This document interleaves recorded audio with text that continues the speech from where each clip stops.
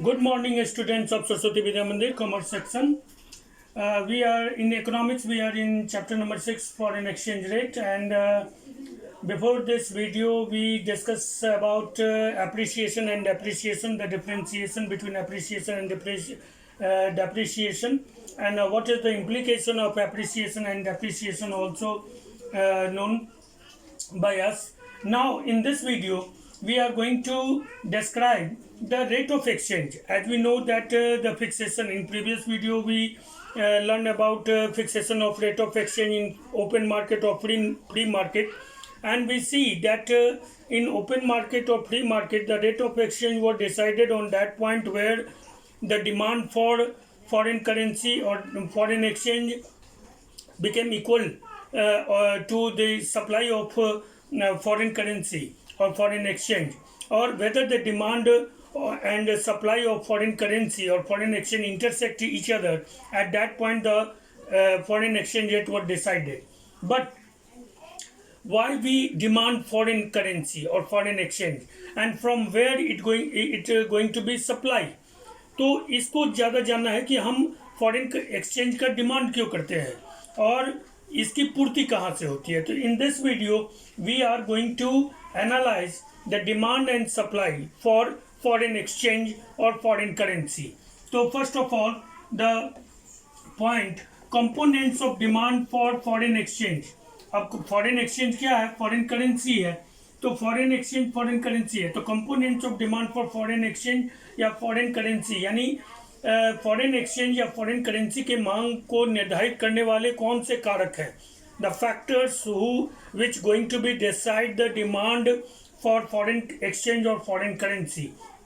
और it may be said that question जो आ सकते हैं बोर्ड में कि why is foreign exchange demanded, या विदेशी विनिमय की मांग क्यों की जाती है. तो मांग क्यों की जाती है या इसकी कंपोनेंट्स क्या है? तो दोनों का आंसर एक ही है कि फॉरेन करेंसी या फॉरेन एक्सचेंज की मांग क्यों की जाती है, तो उसके कारण दें, या फिर विदेशी विनिमय या विदेशी करेंसी के मांग के कारकों को बताएं. तो that's all components of demand for foreign exchange या फॉरेन करेंसी, या why is foreign exchange demanded. तो फॉरेन एक्सचेंज की मांग जो है या फॉरेन करेंसी की मांग जो है वो हम किन कारणों से करते हैं, तो हम इसको देखेंगे. सबसे पहला रीपेमेंट ऑफ इंटरनेशनल लोन्स. जैसा कि हम लोग जानते हैं कि at the initial stage of development every developing economy need foreign exchange और foreign currency for their a lot of developmental projects and economic enhancement projects. तो इसके लिए हम लोन लेते हैं, ठीक है, वो बड़े राष्ट्रों से जैसे अमेरिका से, एडीबी से या अन्य देशों से भी हम ऋण लेते हैं, बोरोइंग करते हैं, लोन्स लेते हैं विकास के उद्देश्य से. तो जो हम लोन लेते हैं और जो ऋण लेते हैं हम, तो वो हम विदेशी करेंसी में लेते हैं, क्योंकि फिर हमको जो मशीनरी मंगाना है विदेशों से, जो मशीनरी इंपोर्ट करने हैं या कैपिटल गुड्स इंपोर्ट करने हैं या टेक्नोलॉजी इंपोर्ट करना है, तो इन सभी के लिए, या जो सर्विसेज हमको इंपोर्ट करना है फ्रॉम अब्रॉड, तो इसके लिए हमको विदेशी करेंसी चाहिए. और इस की पूर्ति के लिए हम विदेशों से ऋण लेते हैं और वो ऋण हमें विदेशी करेंसी के रूप में या फॉरेन एक्सचेंज के रूप में, विदेशी मुद्रा के रूप में मिलता है. तो पहला कारण है कि, और जब हमको ऋण मिलता है तो फिर उस ऋण के को लौटाने के लिए या फिर उसके इंटरेस्ट पेमेंट के लिए भी हमको उसी जिस करेंसी में हम लोन प्राप्त करते हैं, मान लीजिए कि हम यूएस डॉलर में अमेरिका से लोन लिए, तो फिर उस लोन को हम रीपेमेंट भी यूएस डॉलर में करेंगे और फिर या उसका इंटरेस्ट भी हम रीपेमेंट करेंगे डॉलर में. तो रीपेमेंट ऑफ इंटरनेशनल लोन्स, इसके लिए हम फॉरेन करेंसी का डिमांड करते हैं या फॉरेन एक्सचेंज का डिमांड करते हैं. तो every nation need foreign currency और foreign exchange in at its initial stage of developmental process or for developing purpose. And while a nation get loans from abroad in terms of foreign exchange or foreign currency, they also have to be repaid that loan in terms of foreign exchange or foreign currency. So we demand foreign currency or foreign exchange. Second है foreign investment. अगर हमें किसी दूसरे देश में निवेश करना है, इन्वेस्टमेंट करना है, चाहे वो हम श्रीलंका में करें या फिर भूटान में करें या नेपाल में करें, तो अगर हमको विदेशों में निवेश करना है, इन्वेस्टमेंट करना है, तो उसके लिए भी हमको फॉरेन करेंसी की ज़रूरत पड़ती है टू मेड इन्वेस्टमेंट अब्रॉड। जैसे अगर कोई भारत की सरकार अगर ऑस्ट्रेलिया में, जैसे कि अभी हाल फिलहाल में ही भारत ने ऑस्ट्रेलिया में 2 खदानों को, माइंस को परचेज किया है, और उसके लिए हमको विदेशी करेंसी या फॉरेन करेंसी की या फॉरेन एक्सचेंज की ज़रूरत होती है, तो उसके लिए। तीसरा है इंपोर्ट्स।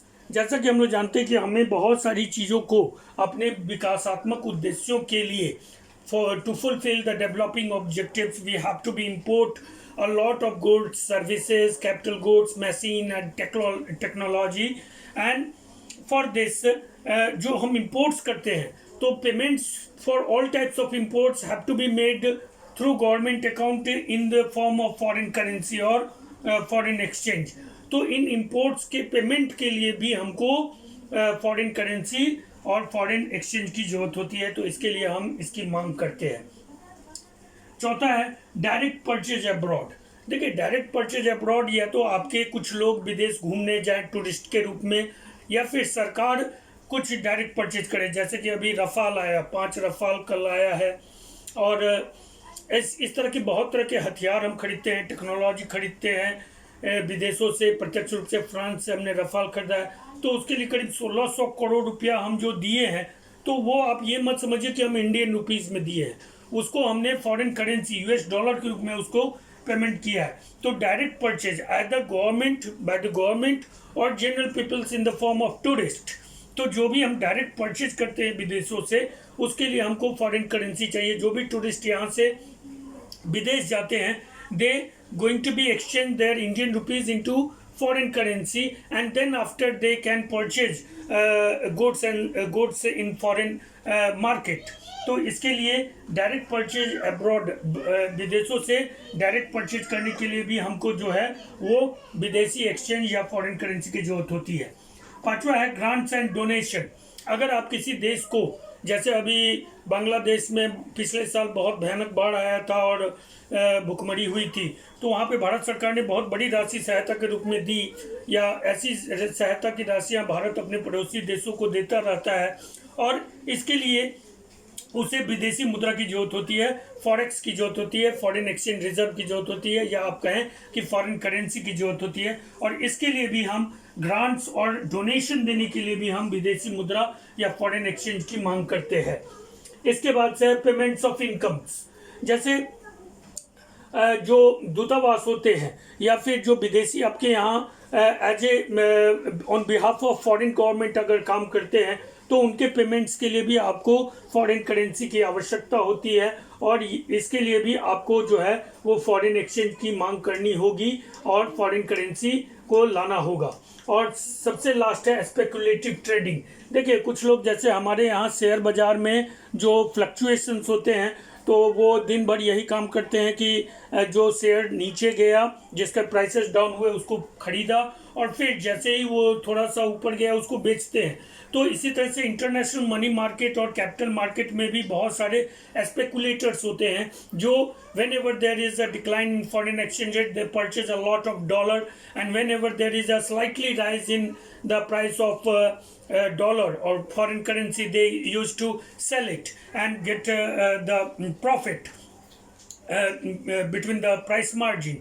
तो ये जो स्पेकुलेटर्स हैं, तो आपके यहाँ भी, हमारे यहाँ भी बहुत सारे स्पेकुलेटर्स हैं जो इंटरनेशनल शेयर मार्केट में काम नहीं करके वो इंटरनेशनल मार्केट में, एक फॉरेन एक्सचेंज मार्केट में स्पेकुलेटर का काम करते हैं, और वो भी बड़ी मात्रा में विदेशी मुद्रा का, फॉरेन करेंसी का डिमांड करते हैं फॉर स्पेकुलेटिव मोटिव, और उसमें प्रॉफिट वो अपना बनाते हैं। तो इन 7 कारणों से हम विदेशी मुद्रा या फॉरेन एक्सचेंज का, या विदेशी विनिमय कहिए या विदेशी मुद्रा कहिए, उसकी मांग करते हैं।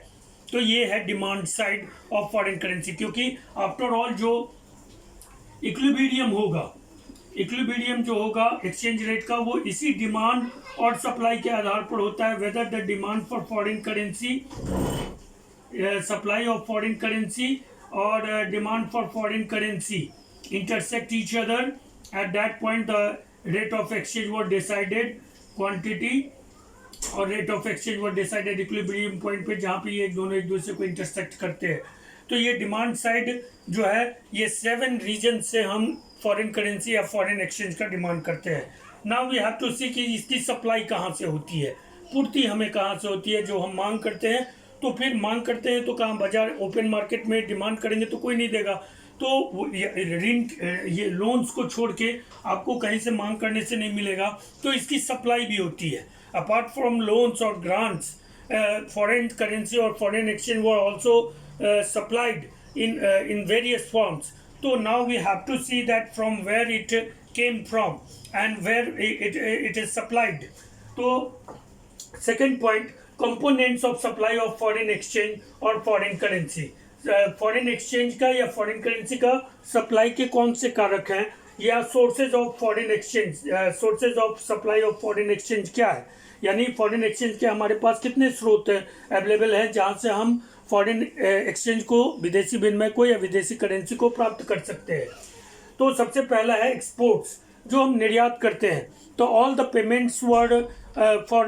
Payments for exports were made on government account in terms of in form of foreign currency in government account. तो जो भी हम एक्सपोर्ट करते हैं अपने देश से विदेशों को, तो सारे पेमेंट, जैसे हम इंपोर्ट्स के लिए सारे पेमेंट विदेशी मुद्रा में करते हैं, उसी तरह से अपने एक्सपोर्ट्स के लिए भी हम सारे पेमेंट्स विदेशी मुद्रा में या विदेशी विनिमय में ही लेते हैं। तो एक जो सबसे बड़ा सोर्स है वो है हमारे निर्यात। जब भी हम निर्यात करते हैं तो हमें विदेशी पूंजी की प्राप्ति होती है। दूसरा है investment from rest of the world. आप हमारे यहाँ विदेशों से बहुत तरह के, हर एक देशों से हमारे यहाँ निवेश प्राप्त होता है in form of 2 types, foreign direct investment, विदेशी प्रत्यक्ष निवेश हमको मिलता है, और पोर्टफोलियो इन्वेस्टमेंट मिलता है। पोर्टफोलियो जिसको हम लोग कहते हैं प्रविभाग निवेश। तो ये 2 तरह के निवेश जो होते हैं, जो हमारे यहाँ विदेशी कंपनियां करती हैं या विदेशी सरकारें करती हैं। तो ये निवेश जब होता है हमारे यहाँ, तो इस निवेश के रूप में हमको विदेशी मुद्रा या फॉरेन करेंसी या फॉरेन एक्सचेंज की प्राप्ति होती है। Investment from rest of the world, तो ये भी एक बड़ा सोर्स है डेवलपिंग इकोनॉमी में, खास करके ये इन्वेस्टमेंट। आज जो चाइना, हम आपको बता देते हैं कि चाइना जो आज इतना उभर कर आया है सामने, उसके पीछे यही कारण है कि दो ओवरऑल वर्ल्ड जो इन्वेस्टमेंट है, विश्व के सारे इन्वेस्टमेंट का ओनली 35%, अकेले 35% जो है वो चाइना होल्ड करता है। और इसलिए चाइना के पास एक बड़ी मात्रा है फॉरेक्स की, फॉरेन एक्सचेंज रिजर्व की, और इसलिए उसका आत्मबल और मनोबल इतना बढ़ गया है कि वो अमेरिका को भी आंखें दिखा रहा है। देखिए, हम पहले भी कह चुके हैं कि फॉरेक्स जो होता है आपका, फॉरेन एक्सचेंज रिजर्व जो होता है, या विदेशी विनिमय का भंडार जो होता है, विदेशी मुद्रा का जो भंडार होता है, एक्ट एज ए